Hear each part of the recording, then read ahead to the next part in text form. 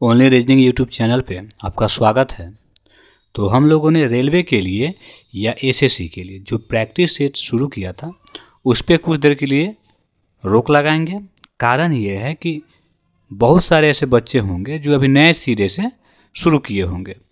तो मैंने ये सोचा है कि क्यों ना पूरे रीजनिंग को एक बार शुरू से लेके अंत तक टॉपिक वाइज ख़त्म कर दिया जाए, जिससे कि वैसे विद्यार्थी जो अभी अभी शुरू किए हैं पढ़ना, उनको ये सही तरीके से समझ में आ जाए कि रीजनिंग में कौन से चैप्टर से किस तरह के प्रश्न आते हैं, उनको बनाते कैसे हैं, क्योंकि वो बिल्कुल रीजनिंग से अनजान होंगे। तो उनके लिए भी, और जिनकी तैयारी ठीक ठाक है, उनके लिए भी ये होगा कि वो रिवाइज कर पाएंगे, कम समय में चीज़ों को ज़्यादा रिवाइज कर पाएंगे। ठीक है, तो इस सीरीज में, यानी कि जो वो सीरीज चल रहा है टॉपिक वाइज, इसमें क्या होगा कि पूरे के पूरे रीजनिंग को आपको ख़त्म कराया जाएगा टॉपिक वाइज, जिससे कि आप अच्छे ढंग से रीजनिंग को समझ पाएँ और जिस वे सेट में जैसे बताया जाता है तो आपको ये चीज़ों को समझ पाएँ कि वो चीज़ें कहाँ से होती हैं। तो इस वीडियो को बिल्कुल मिस नहीं कीजिएगा, क्योंकि ये आपको रोज़ मिल जाया करेगा, अल्टरनेट डे पे नहीं बल्कि प्रत्येक रोज़ आपको मिल जाया करेगा। ठीक है, तो यहाँ जो भी वीडियो में शुरू से लेकर अंत तक बना रहेगा उसके लिए वीडियो काफ़ी बेनिफिशियल होने वाला है। तो चलिए, आज का जो हमारा चैप्टर है वो है सादृश्यता यानी एनालॉजी। ठीक है, इस चैप्टर को हम लोग शुरू कर रहे हैं। तो इस चैप्टर में जितने भी प्रश्न आते हैं उन सभी प्रश्नों को हल करेंगे। ठीक है, तो ज़्यादा प्रश्न नहीं लेके प्रत्येक टॉपिक से, यानी प्रत्येक प्रकार के 1 या 2 क्वेश्चन को हल करेंगे, क्योंकि मेरे द्वारा चाहे जितने प्रश्न हल कर दिए जाए उससे फ़र्क नहीं पड़ता है जब तक कि आप स्वयं अभ्यास नहीं करें। ठीक है, तो मैं आपको तरीका बताऊंगा और उम्मीद है उस तरीके को अपना के आप लोग प्रैक्टिस करेंगे और बेहतर होंगे। तो चलिए, पहले हम समझते हैं ये एनालॉजी होता क्या है। तो जनरली क्या है, ये एक पैटर्न होता है। ठीक है, और उसी पैटर्न को फॉलो करके हमें आगे के पद को ज्ञात करना होता है। ठीक, तो देखते हैं क्या होता है। पहले इसको समझते हैं, इस प्रश्न को तो बाद में हल करेंगे, सबसे पहले समझते हैं कि पैटर्न क्या होता है। ठीक है, तो पैटर्न ऐसे हो सकता है कि आपको जैसे यहाँ पे लिख दिया जाए 2, ठीक है, और यहाँ पे लिख दिया जाए 4, तो और आपको यहाँ पे दे दिया जाए फिर से 4। तो आप इस पैटर्न को कैसे देखेंगे, तो 2 तरीके से देख सकते हैं कि देखिए, अगर 2 में 2 से गुना कर दिया जाए तो क्या प्राप्त हो जाएगा, हमें 4 प्राप्त हो जाएगा। तो इसी प्रकार से इसमें भी क्या करेंगे, 2 से गुना करेंगे तो क्या प्राप्त हो जाएगा, हमें 8 प्राप्त हो जाएगा। ठीक है, इस तरह के प्रश्न आ सकते हैं। इसके अलावा शब्द से संबंधित प्रश्न आ सकते हैं, है ना। तो देखते हैं, एक एक करके सभी को हम लोग देखते चलते हैं, ऐसे टाइम नहीं गंवाएंगे। चलिए शुरू करते हैं। तो पहला प्रश्न है हमारे पास कि सचिन तेंदुलकर जिस प्रकार क्रिकेट से संबंधित है उसी प्रकार सानिया मिर्जा किससे संबंधित है। तो ध्यान से समझेंगे, सचिन तेंदुलकर जो है वो क्रिकेट के प्लेयर हैं, है ना। तो उसी प्रकार सानिया मिर्जा किस खेल की प्लेयर है ना, किस खेल की खिलाड़ी हैं। तो सभी जानते हैं, option A tennis. Sania Mirza जो है वो टेनिस की प्लेयर है। तो इस तरह से सचिन तेंदुलकर का संबंध जैसे क्रिकेट से है उसी प्रकार सानिया मिर्जा का संबंध टेनिस से है। चलिए अगले प्रश्न को देखते हैं। दिया गया है कि जैसे कि गाय के लिए बछड़ा है वैसे ही बकरी के लिए क्या होगा। तो समझेंगे, गाय के बच्चे को क्या कहा जाता है ना। गाय के जो बच्चे होते हैं उनको बछड़ा कहा जाता है। ठीक है, उसी प्रकार जो बकरी का बच्चा है, उसको क्या कहा जाता है, तो बकरी के बच्चा को मेमना कहा जाता है ना। तो बच्चा का ही बताना है, तो बकरी के बच्चा को क्या कहता है, मेमना कहा जाता है। इस प्रकार से जो हमारा सही उत्तर होगा ऑप्शन सी हमारा राइट आंसर हो जाएगा। यहाँ देखेंगे, अब ये दूसरा प्रकार का क्वेश्चन है। तो जहाँ भी आपको अल्फ़ाबेट से संबंधित प्रश्न है तो सबसे पहले आपको एक काम करना है कि आपको उसके रैंक याद होने बहुत आवश्यक है। जब तक आप उसके रैंक को याद नहीं करेंगे तब तक आपको उसमें बनाने में मज़ा नहीं आएगा और ना ही आप चीज़ों को सही ढंग से समझ पाएंगे, और जल्दी बनाना तो भूल ही जाइए। तो ईमानदारी बरतनी पड़ेगी आपको। अपने प्रति कम से कम ईमानदार रहना पड़ेगा, तब जाके आप समझ पाएंगे। तो यहाँ देखते हैं, हालांकि हर बार एक ही पैटर्न काम नहीं आता है, तो उसके लिए आपको ज़्यादा से ज़्यादा अभ्यास करना पड़ेगा, ठीक है। और जो मेरे द्वारा प्रैक्टिस सेट कराई जाती है उसको देखना पड़ेगा, तब आप चीज़ों को समझ पाएंगे कि हर तरीके से जो अल्फ़ाबेट से संबंधित प्रश्न आते हैं उनको हल कैसे किए जाएंगे, ठीक है। तो यहाँ देखेंगे, यहाँ जो पैटर्न बनेगा, यहाँ पे रैंक लिखने की ज़रूरत नहीं है। जब आपको एक ही शब्द से संबंधित प्रश्न हो तो आपको रैंक लिखने की आवश्यकता नहीं है ना। आप चीज़ों को ऐसे ही समझ पाएंगे। देखें यहाँ क्या देखना है हमको, देखें यहाँ ये देखना है कि देखें SHOW लिखा गया है, SHOW। तो यहाँ देखें शुरुआत कहाँ से आया है, OW से हुआ है ना। तो ये वाला शब्द जो है OW उसको पहले लिख दिया गया है और बाद में H को और फिर S को लिखा गया है, ठीक है। तो बाद के 2 अंक जो है उसको पहले लिखेंगे। तो देखिए यहाँ पे फॉल लिखा गया है, तो पहले क्या करेंगे, पहले के 2 लेटर छोड़ के हम अंत के 2 लेटर को लिख लेते हैं। तो अंत के 2 लेटर क्या है, U और L है। अब क्या किया गया है, यहाँ पे SH है तो SH को उल्टा कर दिया गया है, HS कर दिया गया। तो इसी हिसाब से हम क्या करेंगे, FO जो है उसको उल्टा कर देंगे और क्या लिख देंगे, OF लिख देंगे, ठीक है। अब देखें तो कहाँ है, ULOF। तो ऑप्शन सी देखें हमारा सही जवाब हो जाएगा, ठीक है। चलिए अगले प्रश्न को देखते हैं। सेम चीज़ यहाँ भी है, यहाँ देखते हैं रैंक लिखना पड़ेगा। यहाँ तो हमको रैंक लिखना पड़ेगा, देखते हैं कैसे होगा। तो डायरेक्ट यहाँ देखें, पहले जो जो दिया गया पहले उसको लिखते हैं। हमारे पास क्या है, सी है,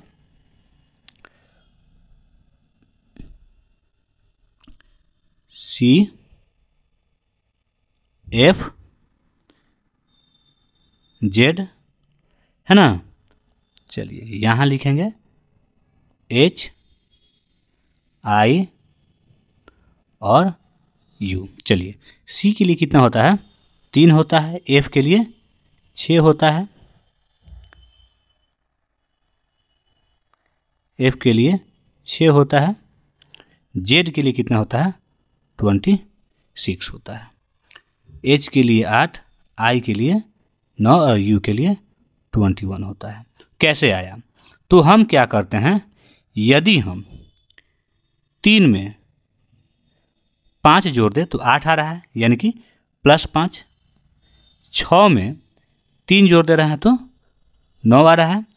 और यहाँ देखिए तो पीछे आ जाएंगे हम, कितना पीछे आएंगे, तो या तो आप पीछे चले जाइए या यूँ देखिए कितना का बढ़ोतरी हुआ है ना। तो चलिए या तो हम पीछे आएंगे तो कितने आ रहे हैं, हम 5 पीछे आ रहे हैं, ठीक है, -5। तो चलिए इसी हिसाब से क्या करते हैं, हम यहाँ जो भी शब्द दिए गए हैं उनको लिख लेते हैं पहले, ठीक है। तो हमारे पास क्या है, J है, L है और कितना है, S है। J के लिए 10 लिखेंगे, L के लिए 12 लिखेंगे और S के लिए कितना लिखेंगे, 19 लिखेंगे, ठीक है। तो अब देखें, तो ये बाद वाला पद है, हमें निकालना क्या है, पहले वाले पद से, ठीक है। तो यहाँ देखेंगे, यहाँ जो 10 है वो 5 वर्ग के हुआ है, तो यानी कि हम इसमें से 5 घटाएंगे तब जाके हमारा पहला वाला पद प्राप्त होगा। तो 5 घटाते हैं तो क्या प्राप्त होता है, 5 प्राप्त होता है ना। यहाँ देखें क्या प्राप्त होगा, हमें 5 प्राप्त होगा। और 5 किसका होता है, ई का होता है, समझ गए बात। अब देखते हैं 12 जो है वो क्या हुआ है, 3 बढ़ाने के बाद पता चला है ना। तो ये बाद वाले पद में बढ़ा के लिखा जा रहा है, तो पहले जो हमें बाद वाला पद हमें पता है तो उसके पहले क्या करेंगे, घटाएंगे तो पहले वाला पद पता चल जाएगा। तो 12 में कोई अक्षर यहाँ पे है, उसमें क्या किया गया है, 3 जोड़ा गया है तो 12 हुआ है। तो हम इसमें से 3 घटा लेंगे तो पहले वाला पता चल जाएगा। तो 12 में से 3 घटाते हैं तो कितना होता है, 9। तो 9 के लिए क्या लिखेंगे, I लिखेंगे। उम्मीद है आंसर तो आपको दिख रहा होगा, फिर भी जांचने के लिए हम क्या करते हैं, देख लेते हैं। यहाँ देखते हैं 19 है, 19 जो है वो 5 घटा के मिला है ना, 5 घटा के मिला है। या फिर जोड़ दीजिए, जोड़ना ही है, यहाँ 5 नहीं घटा के जोड़ दें तो ज़्यादा बेहतर होगा। तो कितना बढ़ाया गया है, तो 21, यहाँ 26 है तो 21 बढ़ाया गया है ना, 21 बढ़ाया गया है। तो हम क्या करेंगे, 21 19 में से क्या करेंगे, हम घटा देंगे, ठीक है। तो घटा देंगे तो कितना आएगा, हमें हमारे पास कितना आएगा, 24। और 24 किसका होता है, x का होता है, किसका, x का होता है। तो उम्मीद है ये चीज़ें भी आपको समझ में आ गई होंगी। तो हमारा इस हिसाब से जो हमारा सही उत्तर होगा वो क्या होगा, ऑप्शन डी। ठीक है, चलिए अगले प्रश्न को देखते हैं। हमारे पास प्रश्न क्या है, 35 जो है वो 34 बना है, 35 और 34 में कुछ संबंध है, वही बताना है कि 76 के साथ इसका संबंध क्या होगा, है ना। तो चलिए देखते हैं यहाँ पे। तो हम ये देख रहे हैं कि 35 जो है वो कैसे संबंधित है 34 से, समझेंगे यहाँ पे। तो यदि हम 3 का वर्ग कर दें, जोड़ें और फिर 5 का वर्ग कर दें तो कितना प्राप्त होगा, देखें।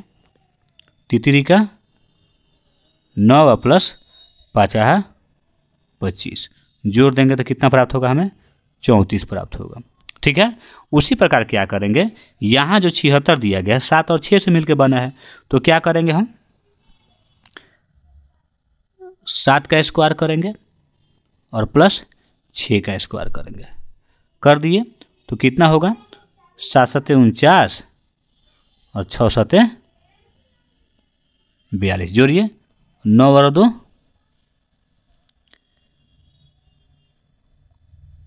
6 1 36 होगा, ये सॉरी यहाँ तो 6 1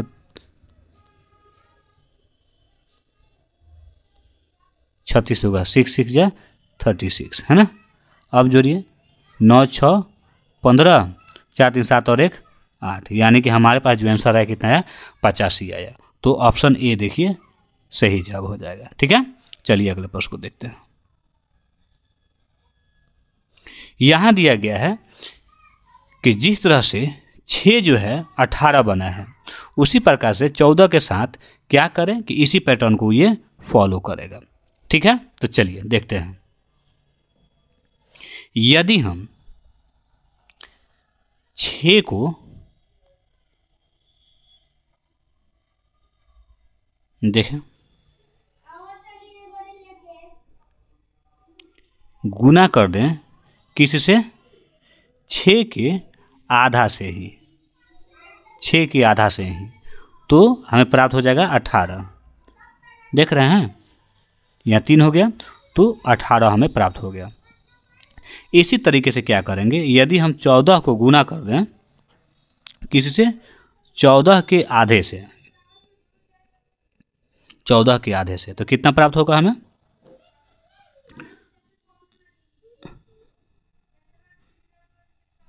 98। ठीक है, तो हमारे पास जो हमारा उत्तर आया कितना आया, ऑप्शन डी। उम्मीद है समझ में आ रहा होगा। चलिए अगले प्रश्न को देखते हैं। यहां देखते हैं, जिस तरह से दस्ताने संबंधित हैं हाथ से, है ना, दस्ताने किसके लिए होते हैं, हाथ के लिए होते हैं, वैसे ही मोजे किसके लिए होते हैं, यहाँ देखेंगे।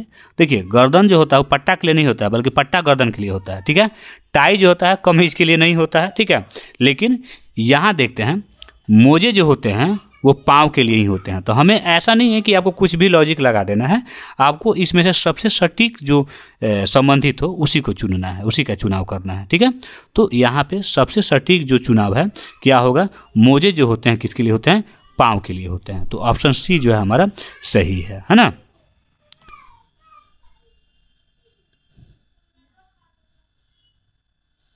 चलिए अब देखते हैं, हम लोग जिल्द लगाते हैं ना, जिल्द जो है वो किताब से संबंधित है। यहाँ बताना है कि यहाँ जो भी वर्ड दिया गया इसे कौन सा है जो ऑप्शन में सबसे सटीक संबंधित है। तो जिल्द जो होता है किताब पे लगाया जाता है ना। तो वैसे ही हम देखते हैं जो कील होता है वो हथौड़ा के लिए नहीं होता है ना। कील जो होता है वो हथौड़ा के लिए नहीं होता है, जरूरी नहीं है, हथौड़े का और भी काम होता है। ठीक है, लेकिन जो फ्रेम होता है वो चित्र के लिए ही होता है। ठीक है, तो देखिए तो सबसे सटीक जो संबंध हो रहा है वो ऑप्शन डी संबंधित है। तो इस तरीके से जो हमारा ऑप्शन डी है वो सही है। चलिए अगले प्रश्न को देखते हैं। यहाँ है ये प्रश्न एक अलग तरीका है। ठीक है, ये जो सदृशता है, सदृशता का ही ये एक अलग प्रकार है, जिसमें क्या होता है 3 दिया गया शब्द, आपको ये बताना है कि इन चारों में से कौन सा ऐसा शब्द है जो इन तीनों से ही संबंधित है, अलग नहीं होना चाहिए, तीनों से संबंधित है। तो देखते हैं, तख्ता नहीं हो सकता है, सहतीर नहीं हो सकता है, इमारती लकड़ी भी नहीं हो सकता है। लेकिन धूरा देखिए तो, धूरा जो है वो झंडा, खंभा इन और डंडा से संबंधित है। धूरा वो होता है जो ऊपर बांधा जाता है, जिनसे सड़क के जो झंडा का होता है वो फहराया जाता है। ठीक है, तो ऑप्शन सी जो है हमारा सही जवाब होगा। चलिए यहाँ देखते हैं, प्राण संचरण, जीवन और जीवित इसी से संबंधित है। तो देखिए, जो नश्वर, मरणशील और घातकता ये नहीं होगा। ठीक है, हमको सबसे जो होता है सटीक चुनना होता है ना। देखेंगे तो लगभग सभी संबंधित है, लेकिन जो सबसे सटीक है देखिए तो जो जीवित होता है वो विद्यमान होता है ना, और उसका अस्तित्व होता है। मरणशील का कोई अस्तित्व नहीं होता है। तो इस तरीके से जो हमारा 10 नंबर प्रश्न का उत्तर होगा वो ऑप्शन सी सही जवाब हो जाएगा। अगला प्रश्न है, यहाँ देखना है कि उस समूह का चयन कीजिए जिसमें दी गई संख्याओं के बीच वही संबंध है जो ऑप्शन में दिए गए संख्याओं से होना चाहिए, है ना। यानी कि इनमें जो संबंध है वही संबंध इनमें होना चाहिए, सेम टू सेम। ठीक है, तो चलिए देखते हैं कौन सा ऐसा है। तो पहले हम इनमें संबंध देख लेते हैं, इसमें क्या संबंध है। तो इसमें अगर हम संबंध ढूंढते हैं तो ये देखते हैं हम कि यदि हम 4 में 2 से गुना कर दें और +1 कर दें तो क्या प्राप्त हो रहा है, 9 प्राप्त हो रहा है। ठीक है, उसी प्रकार से यदि हम 9 में 4 से गुना कर दें और 1 जोड़ दें तो क्या प्राप्त हो रहा है, हमें 37 प्राप्त हो रहा है। अब यही विकल्प, यही जो पैटर्न है आपको आगे कंटिन्यू करना है। ठीक है, तो डायरेक्ट हम लोग उत्तर की तरफ चलते हैं। ठीक है, तो कौन सा ऐसा विकल्प है जिसमें पहले नंबर में 2 से गुना करके 1 जोड़ते हैं तो दूसरा मिल रहा है, और दूसरा में 4 से गुना कर रहे हैं और 1 जोड़ रहे हैं तो तीसरा मिल जा रहा है। तो देखिए ऑप्शन सी देखिए, तो यदि हम 9 में 2 से गुना करें और फिर उसमें क्या करें, हम 1 जोड़ दें तो 19 प्राप्त हुआ। ठीक है, अब क्या करना होगा, 19 में 4 से मल्टीप्लाई करके क्या करना होगा, 1 जोड़ना होगा। तो 19 चौक 76 और 1 जोड़ देंगे कितना हो जाएगा, 77। ठीक है, तो यही पैटर्न लागू हो गया। तो इस तरीके से जो हमारा ऑप्शन सी है वो सही जवाब हो जाएगा। उम्मीद है ये चैप्टर आपको समझ में आ रहा होगा। ठीक है, इसमें जितने प्रकार के प्रश्न आ सकते हैं सादृश्यता चैप्टर से, वो सारे प्रश्नों को आपको बता दिया गया। ठीक है, यदि आपको ऐसा लग रहा है कि इसमें थोड़े कुछ और प्रश्न बनाने चाहिए तो ये वीडियो आपके लिए बिल्कुल नहीं है। आपको बस क्वेश्चन को समझा दिया गया, बनाना तो आप ही को पड़ेगा। यदि आप वीडियो को देख देख के सीखना चाहते हैं तो फिर कभी सीख नहीं पाएंगे, क्योंकि अभी का जो कंपटीशन हो गया है बहुत टफ हो गया है। आपके औसत मेहनत से तो नहीं होने वाला है, अभ्यास आप ही को करना होगा।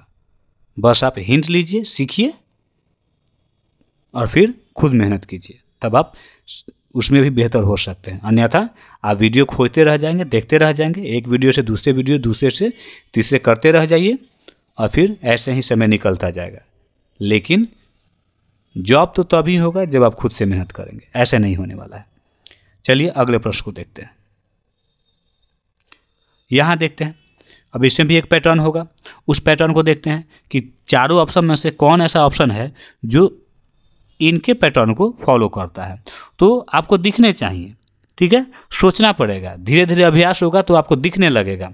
जितना ज़्यादा अभ्यास उतना जल्दी चीज़ों को समझ पाएंगे, उतना जल्दी देख पाएंगे। अब देखिए यहाँ पे, अब देखने से ही पता चल जा रहा है कि क्या है इसमें। अब देखेंगे तो क्या संबंध है, यदि हम 10 में 2 से गुना कर देते हैं 20 हो गया, और इसमें से -2 कर देते हैं तो हमारे पास 18 प्राप्त होता है ना।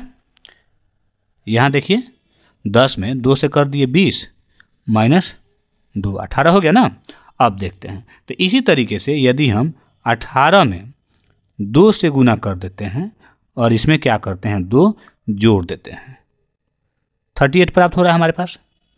देखिए यहाँ पे 36 और +2 हो जा रहा है ना। तो अब देखेंगे यहाँ इन चारों में से कौन सा ऑप्शन है, तो आपको तो ऐसे ही मन में हल करना होगा। तो देख लेते हैं यहाँ।